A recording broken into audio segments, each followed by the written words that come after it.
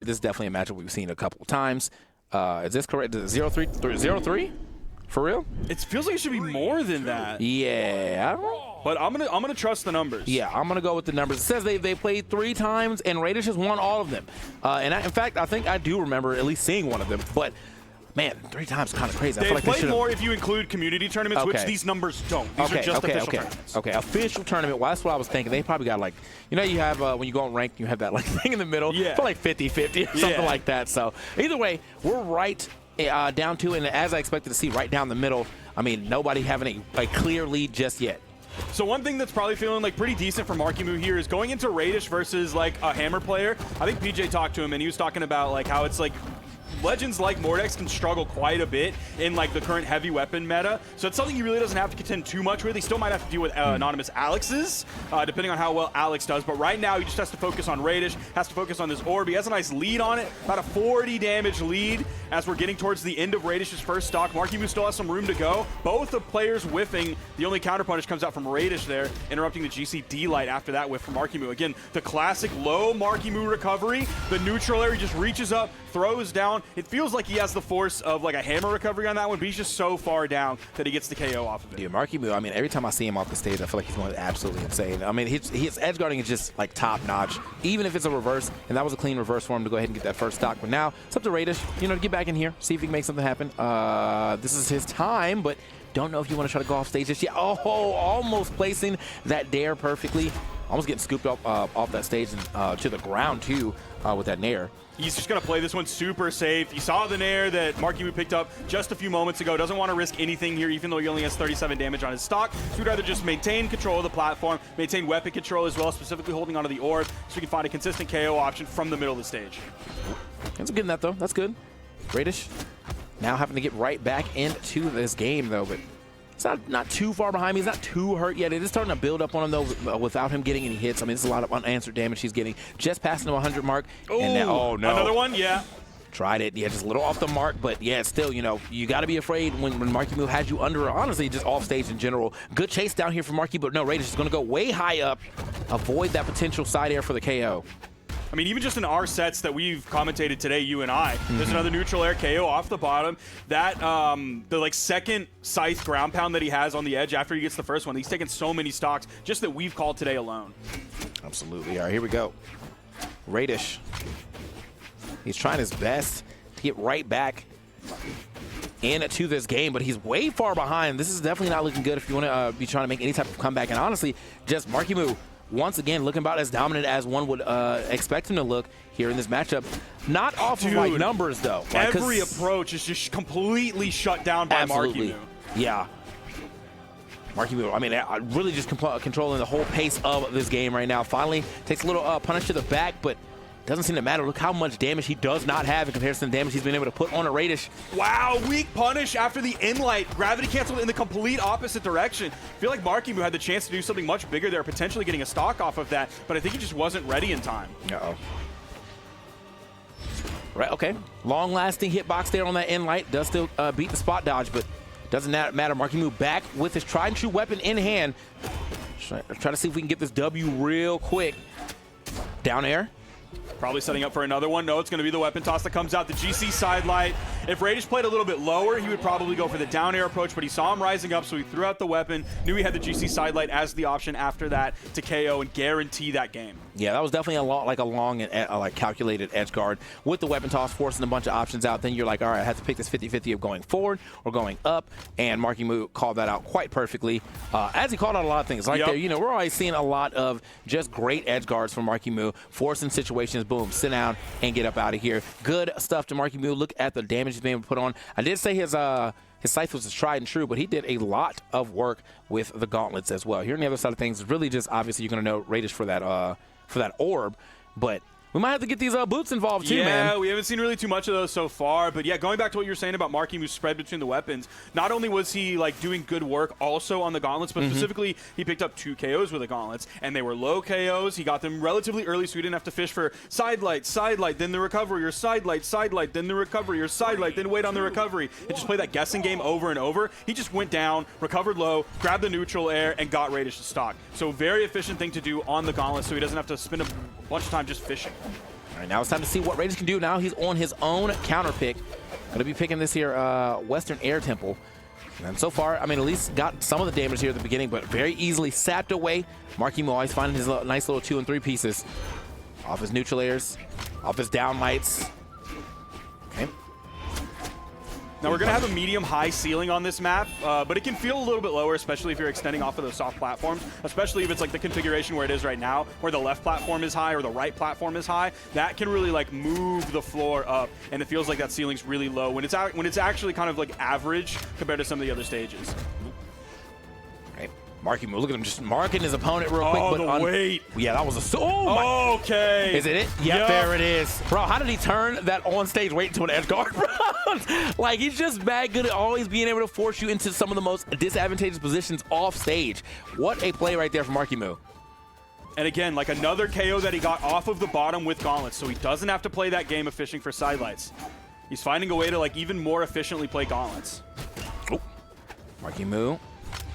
Oh, yeah, stepped big on. bird. A big bird right there. Stepped on. A little hard to try to make that comeback with what he had opted to go for without just going straight to the wall. He tried to get his weapon back.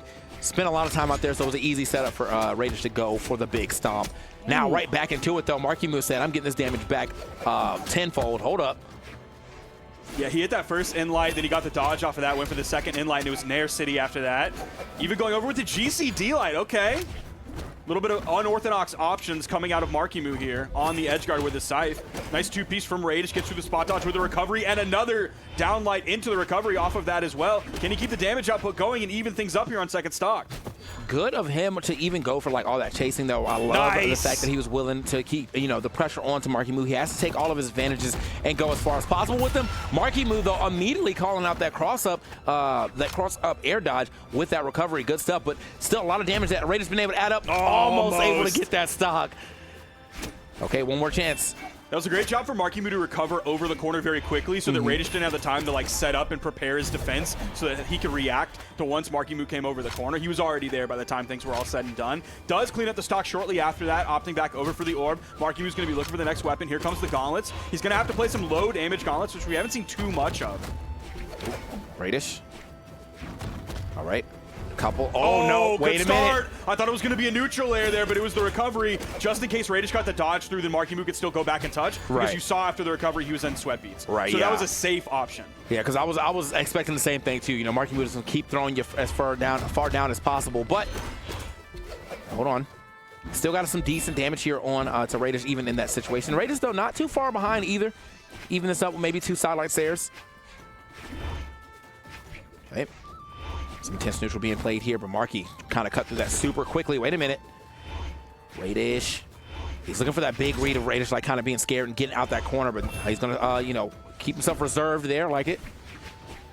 They're basically totally even in damage. I think it's like 1 point of damage between the two right now after that recovery. Cool. That changes things a little bit, and that's the game off of it. Marckiemoo, I think he got that around like 169. Maybe it was in 180. I didn't quite exactly see the numbers before it was gone. Dude, Marckiemoo, once again, I swear to you, when he looks like he's on, I feel like you just have to beat him at his own game, and I don't know how you do that right now. Yeah. Raydish does not. To me, Raydish has never been the guy that I'm like, oh, that's Mr. Edgeguard, right? Yeah. Like, he's solid for sure, but when Marckiemoo gets you off the stage, I just believe that stock's going to be gone. I think in North America, like, no one is going to be able to beat Marckiemoo at his own game. I'll just say that. Now, Acno was able to do it at CEO, but again, that was off of the Diana like Bo Downsig cheese, and that felt more like Marckiemoo playing into that rather than like engaging in I'll call it honest like edge guarding that comes between two players, and that was the fault of Marckiemoo. That wasn't like Acno necessarily outplaying, although some might be able to argue that is an outplay in and of itself by baiting.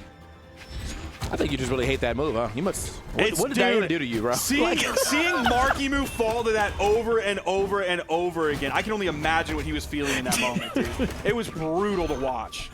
Marckiemoo, Raydish, game 3 right here as we get right back into it. Not too much between them, but a slight damage lead here by Marckiemoo. Could be a real problem, could be a major damage lead if he's able to turn this specific edge guard into something. Raydish going super high, still getting hit right back out though. The damage lead is so heavy for Marckiemoo right now. Yeah, it Nice. Woo. Just barely able to reach up there. Raydish was able to go to the left soft platform to kind of give him some safety just a little bit, and then when he went to the right one, Marckiemoo knew exactly where he was going so he could get ready for that neutral signature, and it reached up to the perfect height. Dude, I was right as I said they were like a little even. Marckiemoo said we were never even. 10 seconds later, he immediately does mad damage. Yeah. Oh, wait a minute. This could be big. No, he lets him come back though. Tries to go for the patented out the corner read, and because he didn't jump last time, I like that. Swap it up, do a different option. Oh, and he goes for the high option after that, just in case Marckiemoo wanted to change things up. Now he goes low. He's covering high. He's covering low. The bro's getting 50-50. Like actually, like, what am I going to do after this hit? Is it going to be the one on the ground and one in the air? He hit both of them on the ground so far, but okay. Both those down stakes definitely going to register. Get him a stock, but he's still pretty far behind here on the second stock. Okay. Nice recovery pickup after the side air. The weapon toss goes down just a little bit low on Raydish. He didn't have to do too much to avoid it, but he still got sent really far after the recovery hit, so it took basically everything to get back. Marckiemoo was able to clean it up very easily. Only 41 damage on the second stock. He's not even halfway, or not even fully into the yellow yet, past that 50 damage. Yeah, Marckiemoo, I mean, just so quick and efficient with the way that he is setting up these edge guards, dude. That must have been the first thing any of his coaches ever said. Yeah, man, just force everybody low. You got this. I've seen your edge guarding. It's crazy. Oh, wait a minute. Uh-oh. Raydish was able to get like under and towards the stage. There's a nice ground pound. That's going to start to even things up here. That was an orange KO for Raydish, so he's loving that one, especially like getting the better of Marckiemoo in that edge guard. Definitely need that to try to stay alive here. Now getting some good damage. Equalized. Nice little four-piece here from Raydish. And now, yeah, straight up equalized it here in damage. Marckiemoo looking a little lost on trying to get this damage back. Oh, wait, this could be a start. Look for a low recovery instead. Now Raydish going high again. I feel like Raydish just went high more than anything, but that's because, yeah, going under Marckiemoo does not seem to be the wave. Look at him trying to get back. Marckiemoo just marking him real quick, but not able to get to that neutral area that he wanted. Yeah, that's like several downlights from Raydish that have been punished now by Marckiemoo, just like inlighting right underneath him. There's the weapon toss to go in. Does he want to switch to the boots? I can't tell. That would give him access to the high sig and the low sig, so he could do that coin flip again that we saw earlier. Oh. You know, he's a big believer in the... Oh, no, the jump was right into it. Oh, Marckiemoo always knowing what is this here. What is happening? Marcky qualified. That's what it feels like I'm supposed to say. Marckiemoo with the qualification. He's in, and I know he's feeling good about that. I don't know how he's going to feel about that graphic when he sees it. However, I know he's feeling good about getting that W, though. You know, that's what I will say, though. A lot better than yesterday.